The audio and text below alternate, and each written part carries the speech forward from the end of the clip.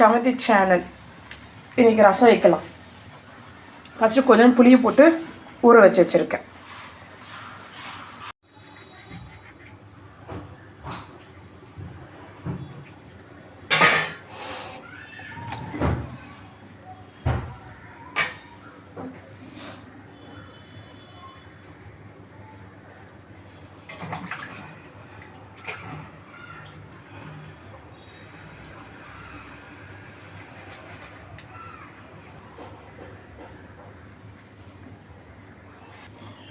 இது இப்போ நல்லா கரைச்சிக்கலாம் ஃப்ரெண்ட்ஸ்.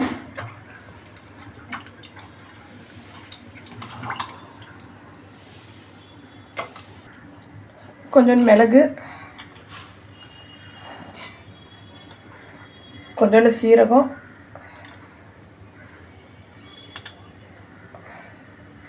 மஞ்சத்தூள்,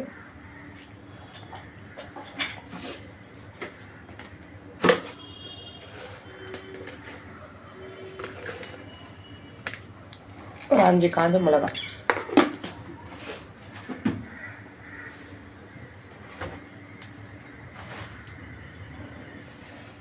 பூண்டு கொஞ்சம்,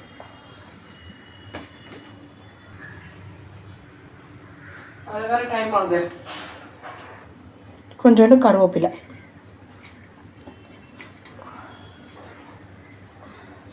மூணுத்தையும் போட்டு எல்லாத்தையும் போட்டு அரைச்சிருவோம்.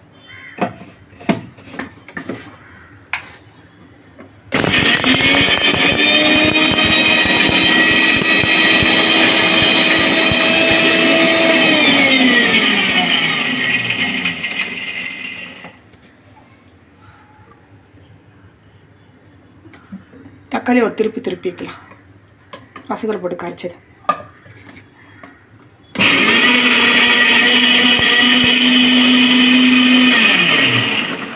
மசியெல்லாம் அரைக்க வேண்டாம், சும்மா லைட்டாக கொரப்பாக அரைச்சா போதும். அரைச்ச மசாலாவை இதில் அப்படியே ஆட் பண்ணிடலாம்.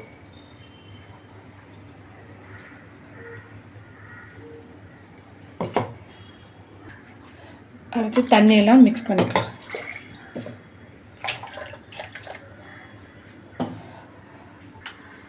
அடுப்பு ஆன் பண்ணிவிட்டு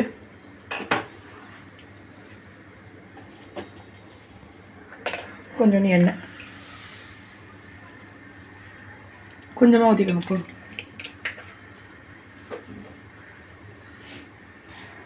அப்படியே ரசத்தில் கொஞ்சம் பெருங்காயம் சேர்த்துக்கலாம்.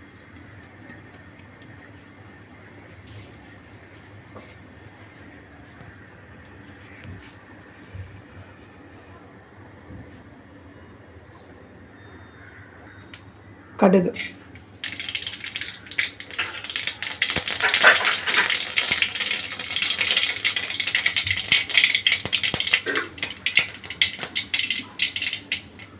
கடுகு பொருள் எடுத்து அப்படியே ரசத்தில்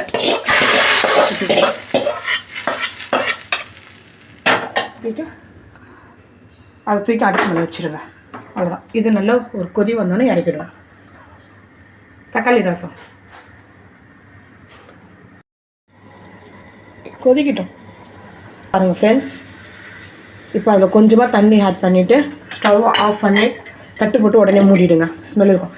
இந்த ரசத்தை செஞ்சு சாப்பிட்டு பாருங்கள். ரொம்ப சிம்பிளான ரசம் தான், செம்ம டேஸ்ட்டாக இருக்கும். இப்போ நம்ம ரசம் செஞ்ச வானலியே வச்சுருவோம். வெண்டைக்காய் பொரியலுக்காக அதெல்லாம் கொஞ்சம் எண்ணெய் சேர்த்துக்கலாம்.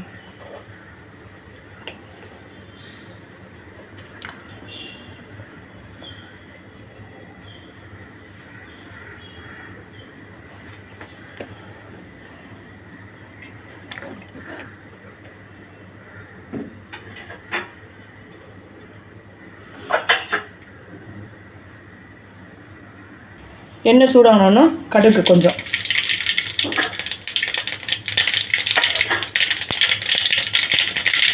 கடுகு பொரிஞ்சோன்னா கொஞ்சோண்டு சீரகம் சேர்த்துக்கோங்க.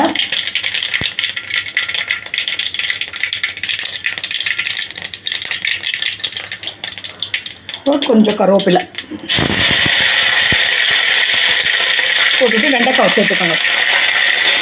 இதுக்கு நம்ம வெங்காயம் தக்காளி இதெல்லாம் எதுவுமே ஆட் பண்ண போகிறது இல்லை ஃப்ரெண்ட்ஸ். வெறும் வெண்டைக்காய் மட்டும்தான்.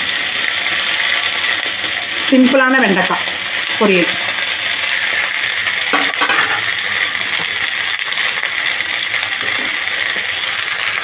கொஞ்சம் மஞ்சத்தூள்,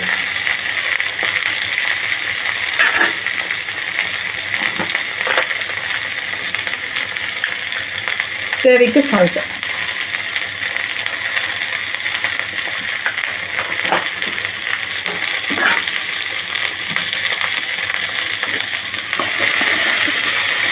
ஃப்ரை பண்ணுங்க.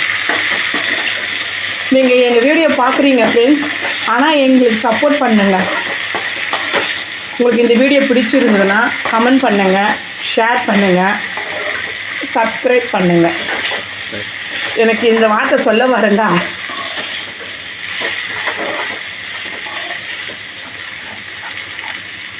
சப்ஸ்கிரைப் பண்ணுங்கள், இப்போ கமெண்ட் பண்ணுங்கள்.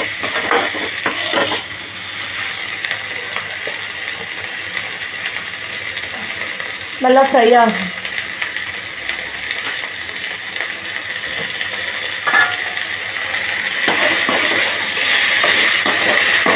அடிக்கடிக்கு கொஞ்சம் கலரி விடுங்க, இல்லைன்னா அடி பிடிச்சிடும்.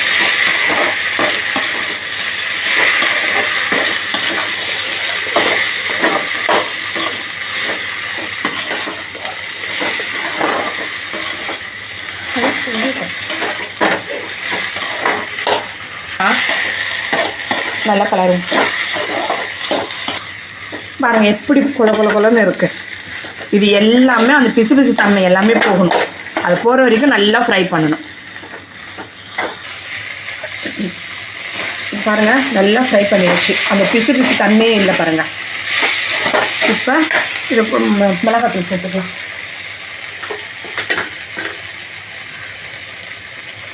இது கொஞ்சம் காரமாக செஞ்சுக்கோங்க ஃப்ரெண்ட்ஸ், நல்லாயிருக்கும்.